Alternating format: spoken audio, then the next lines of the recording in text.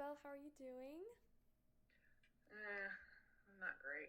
Not great. Oh, I'm so sorry to hear that. Tell me what's going on. It's just been a rough couple days. Been really down on myself. My kids have been rough. My ex-husband is just being a big jerk, and just it's just been overwhelming. Yeah. Yeah, all those like little parts of your life sound like they're just coming out to get you. Mm-hmm. My Every goodness. day. And how has journaling been going? And some prayer. I know we were trying to work on that the past week. I've been definitely better. My journaling is maybe not such kind words, but I'm able to kind of sit down and get it out, and um, it's definitely helpful. And last time I did it one time, and this time out of the 7 days I did it five. So definitely, it's starting to become more of a habit. That's wonderful. I'm glad it's a habit, and it sounds like hopefully, at least in the moment, it's helping you out. I have some documents that we're going to fill out today. But first, I'm going to take a little questionnaire, and it's all revolving around suicide and suicide ideations. So that's going to be the first document that we fill out, and you could just be honest. This is just so I know to give you better help and to make sure that we are treating you properly. And then, regardless of whether this is a big issue for you, we are going to jump down and create a safety plan because maybe it's not an issue today, but it could be an issue next week. So Okay. that's what we're going to work on today. So our first question is, have you wished you were dead or wish you could go to sleep and not wake up? You want me to be honest? Absolutely. There's no penalty here. Again, we're just You're not trying to going to make come sure. lock. You're not going to come lock me up. No, I do. I will say I am a mandated reporter, which means I do have to notify somebody if you are going to injure yourself or you have a plan to injure Oh, others. okay. No, no, no. It's not that bad. Okay, no worries. I do have to But say that. yeah, no. But yeah, sometimes I just wish I wasn't here. Yeah. When my ex-husband goes off, it's just so overwhelming. But then I reframe my thinking and I pray and I remember I got to be here for my kids. Mhm. Yeah. That's a really good reminder, and it definitely gets hard. And I know that sometimes it's just so easy to think of the really dramatic, like, oh, well, if I wasn't here, it'd be easier. And so you're definitely not alone in that. I know a lot of people think that way. Have you actually had any thoughts about killing yourself? Like I just wish I wasn't here. I mean, I haven't like thought out a plan or anything. Okay, but you have thought about wanting to harm yourself in a way that is, what's the word I'm Probably looking for? like no. Like Okay. I think I was just kind of frustrated and dramatic and Okay. Yeah, no worries. I just want to clarify that really quick before we skip past some other questions.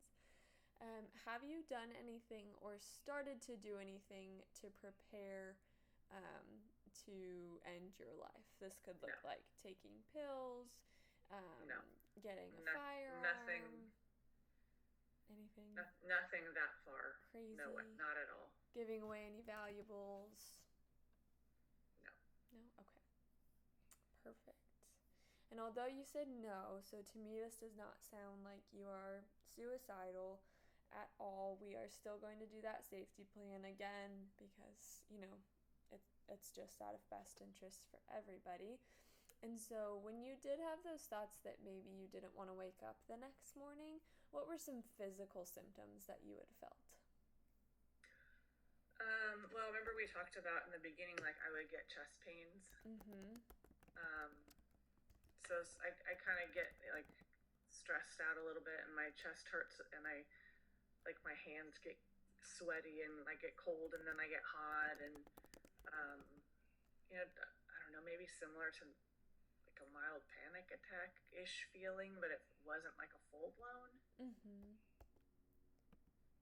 And Do you feel like dizzy at all, or? Maybe just a little lightheaded. Okay. Yeah, that's definitely common when there's just so much going on around, and it's hard for us to kind of capture all of the thoughts that we're feeling all at once. Did you have any behavior changes? Like maybe you just kind of didn't want to do something, or you were really hungry, or you weren't really hungry? I would say just kind of lazy, just kind of tired, and it's like, I don't want to go for a walk. I don't want to make dinner. I just kind of a bump on a log. Mm. And how about any emotional symptoms? Just frustrated and sad.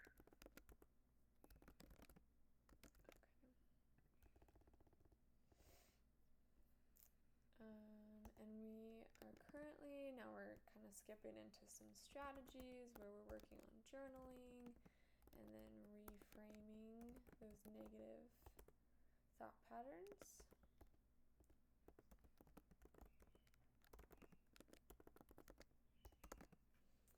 And then I am going to ask for some contacts that you like to reach out to. I know that we had talked about texting and calling Karen. What's Karen's last name? Stevenson. Okay. And then her phone number? 508-979-6655. Perfect. And again, nobody's going to be contacting her unless we have any safety concerns and we can't reach you. And then do you have another contact that if Karen is unavailable that we could reach out to? Yeah, you can contact my friend Elise Taylor. And hold on, I don't know her phone number. I may look it up.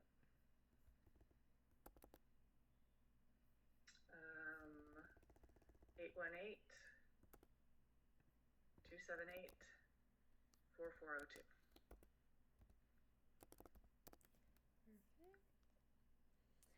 And then I know that we talked about the supportive single moms group on Mondays. Have you been able to go to one of their meetings? I have not, because I've had the kids. Totally okay. I was just going to see how it was going, but no worries. You know that you can head there anytime you want.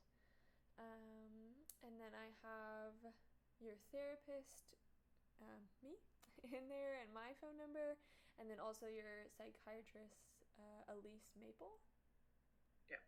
Perfect. And then I know you said that you don't have any firearms, and I know that we talked about Benadryl being in the house a couple sessions ago just because of your, seasonal allergies. If ever you're feeling a little bit unsafe or you kind of have these changes, we may want to create a plan where the Benadryl could be locked up. Is that something that would be realistic for you to do maybe today and just lock it up and knowing that you don't really need to get to it unless it's allergies? Sure. Perfect. I keep it on a high shelf so my kids can't get it, but it's probably best for everybody that my kids can't get to it either. Yes, and Benadryl is actually classified as a psychotic drug because it changes your sleep. And so because that's a behavior and it can change that and induce long-term sleep, and some have even died from taking too much Benadryl. It's just kind of one of those safety precautions. So definitely a rule in my houses, and I know that when you foster a child, your Benadryl has to be locked up. So it is definitely a safe practice. Can you identify a safe place that you can go when you're feeling overwhelmed? I wish. I guess I could probably get my kids on their iPads and I could go into my bedroom. Perfect.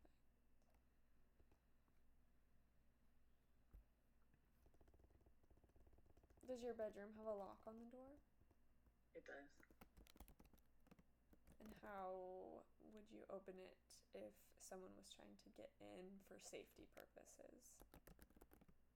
There's just a twist little thing on the inside. Okay, so Like there's... it locks from the inside. Okay. Is there a key that people use, or?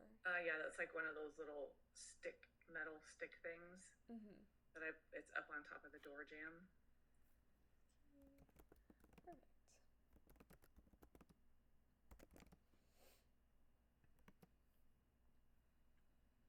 And I believe that when you were filling out your paperwork, your intake paperwork, we had identified Karen as your primary and emergency contact.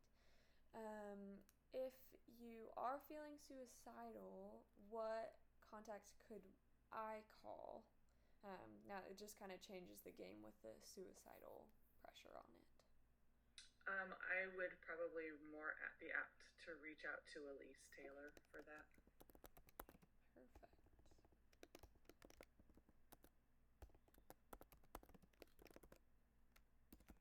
Taylor. And then I will grab her number from above. And then you're gonna, if you're feeling suicidal, you can go to the designated safe space. If you're unable to reach Elise, which will be your bedroom, and then just we have to tell everyone if you are in immediate danger, if you know that you're gonna hurt yourself, you can call 911 or go to the nearest emergency room. And so that actually is all of our questions. I am going to email it to you, and then if you could just sign it, you can absolutely look over it. We can change anything that you want to change. But other than that, we are all done filling this out. Did you have any questions? No, not now. Okay, perfect. Well, I'm just going to email this to you really quick, and then we can get into the rest of our session and talk about what's been going on. But thank you for filling this out with me.